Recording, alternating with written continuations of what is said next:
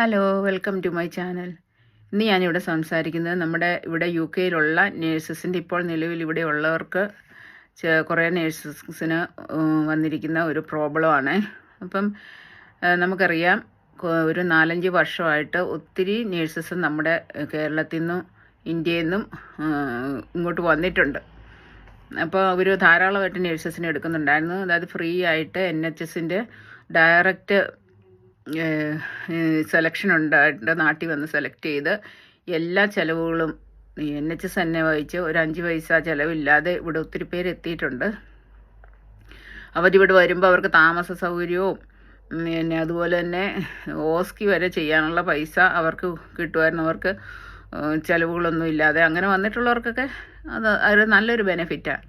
പക്ഷേ ഈയിടെയായിട്ട് ഇപ്പം ഗവൺമെൻറ് ഇൻഫർമേഷൻ കിട്ടി, ഈ OET സർട്ടിഫിക്കറ്റ് ഫേക്കായിട്ട് എടുത്തിട്ടുള്ള ഒത്തിരി പേര് വന്നിട്ടുണ്ടെന്ന്.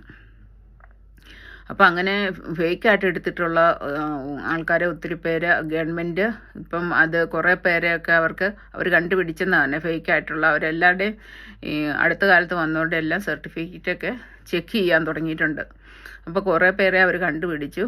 അപ്പം ഇനിയും ചെക്ക് ചെയ്തുകൊണ്ടിരിക്കുകയാണ്. അപ്പോൾ ഇങ്ങനെ ഫേക്കാണെന്ന് ഉറപ്പിച്ചാൽ അവരെ ഇവിടെ നിന്നും പറഞ്ഞു വിടുകയേ ഉള്ളൂ അവർ. അല്ലാതെ അതിന് വേറെ മാർഗങ്ങളൊന്നുമില്ല. അങ്ങനെ പറഞ്ഞു വിട്ട് കഴിഞ്ഞാൽ തന്നെ ഇവർ പിന്നെ മറ്റ് രാജ്യങ്ങളിലേക്ക് പോകാൻ പോലും അവർക്ക് പറ്റാതെ വരും. അതുകൊണ്ട് ഇപ്പോൾ ഒത്തിരി നേഴ്സസ് ഇവിടെ ഭയങ്കരമായിട്ടും ഇങ്ങനെ ഫേക്കായിട്ട് ഇത് സർട്ടിഫിക്കറ്റ് എടുത്ത് വന്നവരൊക്കെ ഇങ്ങനെ ഭയങ്കരമായിട്ട് പേടിച്ച് മനസ്സമാധാനം ഇല്ലാതെ കഴിയുവാണ്.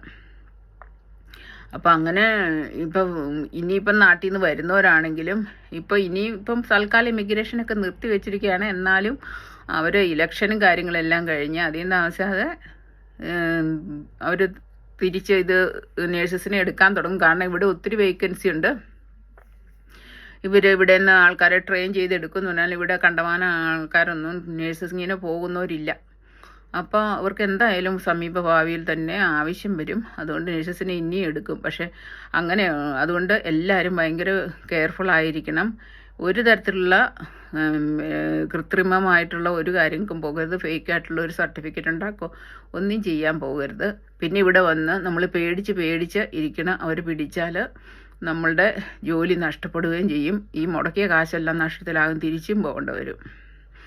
അതുകൊണ്ട് നേഴ്സസ് ഇനിയും OET ഒക്കെ പഠിക്കുന്നവരൊക്കെ പഠിത്തം കണ്ടിന്യൂ ചെയ്യുക.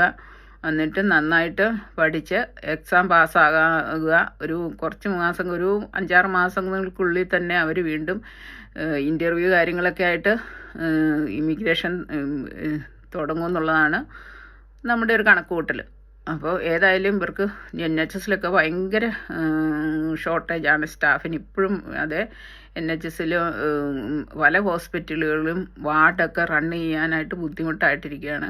ചില വാർഡുകളൊക്കെ അടച്ചിടുന്നുണ്ട്. അപ്പം എല്ലാവരും അവനവനെ പറ്റുന്ന രീതിയിൽ ഇംഗ്ലീഷെല്ലാം നല്ലൊരു കമ്മ്യൂണിക്കേഷൻ സ്കില്ലും ഡെവലപ്പ് ചെയ്ത് അതുപോലെ OET ഇതെല്ലാം പാസ്സായി റെഡിയാകാൻ നോക്കുക. നന്നായിട്ട് പഠിച്ച് പ്രോപ്പറായിട്ടുള്ള സർട്ടിഫിക്കറ്റ് എടുക്കാൻ നോക്കുക. അല്ലാതെ ഫേക്കായിട്ടുള്ള ഒരു കാര്യങ്ങൾക്കും പോകരുത്. ഏജൻസി പറയും ഇത്ര രൂപ തന്നാൽ മതി, ഒരു കുഴപ്പമില്ല, ഞങ്ങൾ സർട്ടിഫിക്കറ്റ് ഒപ്പിച്ച് തന്നോളാം, അങ്ങനെയൊക്കെ പറഞ്ഞിട്ടുള്ളത് നമുക്കറിയാവേ. അങ്ങനെ തരാം. അതുപോലെ തന്നെ ഈ OETയുടെ എക്സാം പേപ്പർ ഇങ്ങനെ കൊടുത്തിട്ട് പൈസ മേടിച്ചിട്ട് അവർ എക്സാം പേപ്പർ നേരത്തെ തന്നെ തലേദിവസം റിലീസാക്കി എങ്ങനെ അവർക്ക് കിട്ടുന്നതെന്ന് അറിയത്തില്ല, എടുത്തിട്ട് ഈ എക്സാം എഴുതുന്നവർക്ക് സ്റ്റുഡൻസിന് കൊടുക്കുന്നുണ്ട്. അതൊക്കെ ഇവർക്ക് മനസ്സിലായി കഴിഞ്ഞാൽ പിന്നെ ഇതെല്ലാം ഭയങ്കര ഇഷ്യൂ ആണ്. അതുകൊണ്ട് അങ്ങനെയുള്ള കാര്യങ്ങൾക്കൊന്നും പോകാതിരിക്കുക. എല്ലാവരും പ്രോപ്പറായിട്ട് തന്നെ പഠിച്ച് എക്സാമൊക്കെ പാസ്സായി വരാൻ ശ്രമിക്കുക. അങ്ങനെ ഇവിടെ വന്നു കഴിഞ്ഞാൽ നമുക്ക് മനസ്സമാധാനത്തോടെ ഇവിടെ ജോലി ചെയ്യാം. അല്ലെങ്കിൽ ഒന്നാമത് തന്നെ NHS ജോലി ചെയ്യുമ്പോൾ നല്ല സ്ട്രെസ്സാണ്. ഒരു പുതിയ രാജ്യത്ത് വരുന്നു, പുതിയ സിസ്റ്റമാണ്. അതുപോലെ തന്നെ ഇവിടെ അതുപോലുള്ള സ്ട്രെസ്സും കാര്യങ്ങളാണ് NHSലെ ജോലിക്ക്. അപ്പോൾ അതിൻ്റെ കൂട്ടത്തിൽ ഈ ഒരു സ്ട്രെസ്സും കൂടെ വരുമ്പോഴത്തേനും ആൾക്കാർക്ക് ഭയങ്കര ബുദ്ധിമുട്ടാകും. അതുകൊണ്ട് എല്ലാവരും കെയർഫുള്ളാകുക. ഇത്രയൊക്കെയാണ് ഇന്ന് എനിക്ക് പറയാനുള്ളത്. അപ്പോൾ ഇനി അടുത്ത വീഡിയോയിൽ കാണുന്നവരെ എല്ലാവർക്കും ബൈ.